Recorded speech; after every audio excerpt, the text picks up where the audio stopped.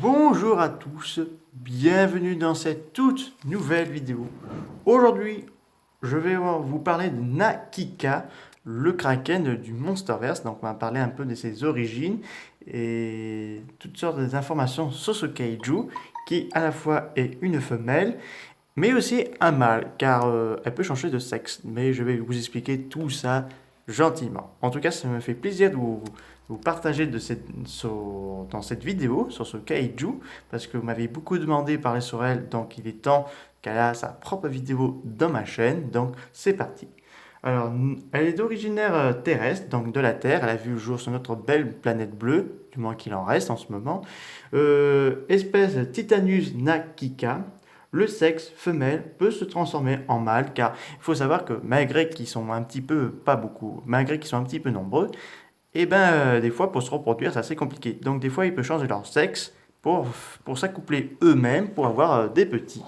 Donc pour assurer la survie de l'espèce. Tandis que les mutos, eux, ne peuvent pas changer leur sexe parce que eux, ils ont besoin de mâles et de femelles pour se reproduire. Donc voilà. Et elle a le couleur de ses yeux bleus et une tête assez proche de Mothra. Oui, oui, elle a une tête très proche à notre cher ami Mothra du Monsterverse. Alors, elle a un comportement protecteur, car elle protège l'équilibre de l'océan, de ses habitants et tout ça, mais elle peut lancer aussi un poison qui pourrait tuer les animaux marins, et non pas les kaiju, parce que eux, apparemment, ils seraient immunisés contre son poison.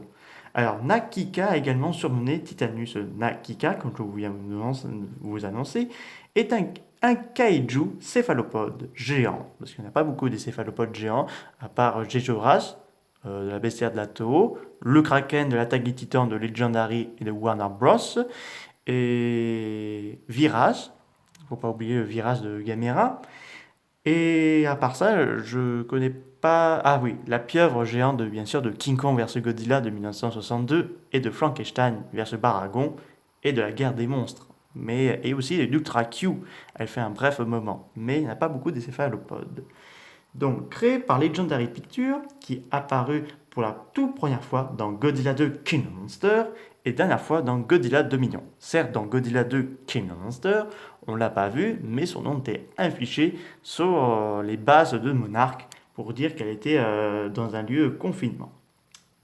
En tant qu'organisation terrestre massive non identifiée mineure en se réveillant en raison des appels de King Ghidorah qui a pris la place de Godzilla en lançant son rugissement sur la Terre entière pour ordonner aux autres kaiju de détruire le monde et la race humaine, elle se réveillera et attaquera plusieurs navires et bien d'autres encore.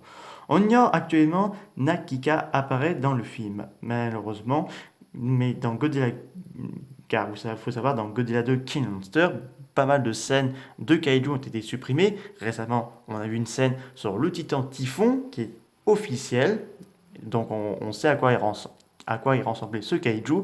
Et tandis pour Nakika, on le voit dans le comic de Godzilla vs Kong, Godzilla 2 millions. Puis, alors, mais le canon de ces. Excusez-moi pour là-dessus.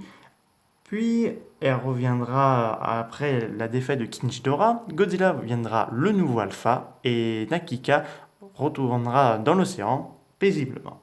Dans Godzilla vs Dominion, il faut savoir qu'elle était tranquille avant qu'elle se fasse capturer par un groupe, par des trafiquants qui veulent prélever son poison pour tuer, pour faire de crimes, enfin de faire de la crime, comme je vous ai dit, faire du crime. Donc Godzilla arrive à son secours, il déchira le filet qui obtient prisonnier Nakika et la mettra à l'abri et Godzilla détruira la base des méchants humains pour leur punir de exploiter la nature. Donc Nakika était le dieu de la pieuvre des îles Gilbert dans la mythologie micronésienne et autronisienne et au fil de Na et Pu, excusez-moi j'ai un peu de mal, et Neteku qui utilisait ses bras pour soulever la terre au fond de la mer pour former des îles, des plages et des rochers. Le surnom de Nakika, Kraken, oui parce que c'est quand même le Kraken, fait référence à un céphalopode géant du folklore scandinave qui terrorisait les marins entraînant leurs navires dans les profondeurs de l'océan. Donc vous voyez un peu la peur qu'ils faisaient les marins.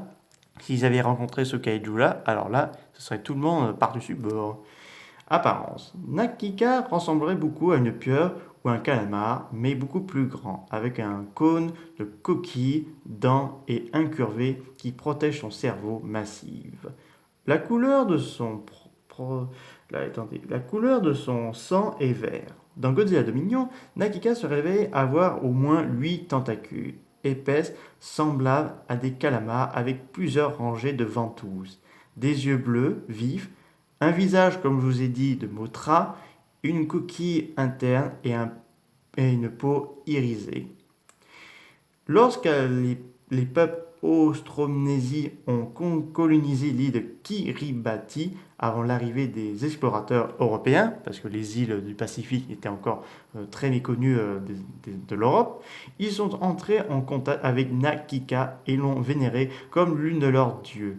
Des siècles plus tard, certains de leurs descendants modernes continueraient à la vénérer, le titan de l'ère moderne. Donc là, ce serait génial si on a un Godzilla d'ici ou un Godzilla 3 où on montre que les kaiju repeuplent de nouveau la Terre et que les gens commencent à les vénérer, ce serait magnifique. Alors, dans Godzilla de King Monster, à l'aide de signatures de rayonnement à d'émissions biosoniques, Monarch avait découvert Nakika invisiblement et hibernant enroulé autour des restes d'un sous-marin nucléaire qui avait disparu depuis des décennies dans l'océan Indien. Donc là, elle dormait tranquille à côté de son sous-marin pour avaler un petit peu les radiations.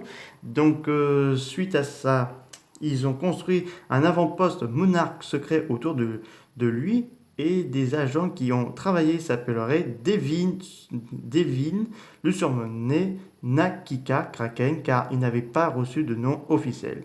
Lorsque Kinjidora appelle tous les titans, Nakika se déguise en mort pour percer son champ de confinement avant de détruire l'avant-poste monarque, classé et de chasser en meute avec les autres titans réveillés par Kinjidora, détruisant des structures dans la mer selon les ordres de Kinjidora. Lorsque Lorca appelle tous les titans à Boston, Nakika n'arrive pas à temps pour la bataille et ne voit pas Godzilla devenir le nouveau alpha de tous les titans, sauf Kong, lui qui peinard sur son île en train de faire la sieste, manger un Skull Gravel et regarder le soleil coucher. Dans Godzilla Dominion, Nakika apparaît pour la première fois dans le comique du préquel de Godzilla vs Kong, retenu captif par un groupe de terroristes, comme je vous avais expliqué, jusqu'à ce que soit libéré par Godzilla. Nakika, avec les autres titans, est mis en sommeil après que Godzilla ait senti que Kinjidora était toujours en vie, car Apex avait récupéré le crâne de Kinjidora qui a été retrouvé par Alan Jonah pour construire le Mecha Godzilla, qui permettrait d'avoir une connexion mentale entre Kinjidora et Mecha Godzilla. Donc Godzilla a vite senti cette menace et Nakika est retourné en hibernation pour éviter une nouvelle fois une catastrophe naturelle qui pourrait causer de graves conséquences. Alors, au niveau des pouvoirs, camouflage. Comme les octopus, Nakika peut changer la couleur et les motifs de sa carapace et de sa peau pour devenir pratiquement invisible. Il ou elle peut également imiter d'autres couleurs, comme la mort, enfin même aussi d'autres états, comme la mort, en déguisant sa signature de rayonnement. Intelligence, le cerveau de Nakika est beaucoup plus grand que nécessaire pour contrôler son corps, ce qui lui confère une intelligence incroyable, surpassant la plupart des autres titans, et assez intelligent pour rencontrer qu'un champ de confinement qui l'entoure ne fonctionne que sur des titans vivants, ce que même les scientifiques du monarque n'avaient pas compris. Et oui, quand il découvre quelque chose, il ne peut pas trop s'empêcher de l'étudier d'un peu plus d'avantage, et c'est fort dommage. Génération. Bien qu'elle n'a pas été observée depuis de nombreuses preuves, bien qu'il n'ait pas été observé, de nombreuses preuves suggèrent que Nakika peut générer pratiquement n'importe quelle partie de son corps. Également plusieurs cœurs, un peu comme un vrai pieuvre, cela lui permet de survivre à des blessures mortelles. Parce que, comme les autres céphalopodes, elle possède plusieurs cœurs, voire même plusieurs cerveaux, si je ne me trompe pas. Changement de sexe. Nakika est capable de changer de son sexe d'homme à femme et vice-versa à sa guise. Comme je vous ai expliqué, pour la reproduction, car vu que ce n'étaient pas des kaijus très nombreux, ils changent leur sexe pour l'histoire de créer eux-mêmes leur propre descendance. Force et combat. Nakika utilise ses tentacules au combat, qui est assez solide pour briser facilement le verre par balle, tout en étant capable d'étrangler tout avant-poste monarque marin. Donc l'avant-poste monarque dans lequel est trouvé Nakika est mentionné comme étant stop secret, ce qui explique peut-être pourquoi ils n'apparaissent pas sur le site web de Monarch Science, parce que vous savez que Michael Dougherty a laissé un petit site de Monarch. La personne qui surnomma Nakika Kraken peut être référence à Delvin. Nakika ressemble fortement à la forme Aquamotra de Motra Leo. Voilà, ce sont toutes les informations qui concernent sur ce kaiju que je trouve très sympathique et que j'espère que nous reverrons dans un film de Godzilla ou même pourquoi pas dans la série de Godzilla d'Appel Plus, parce que quand même là dans cette série ce serait les origines enfin c'est le spin-off de Godzilla 2 mais aussi une suite à Godzilla 1, donc là ça me paraîtrait très intéressant de la revoir.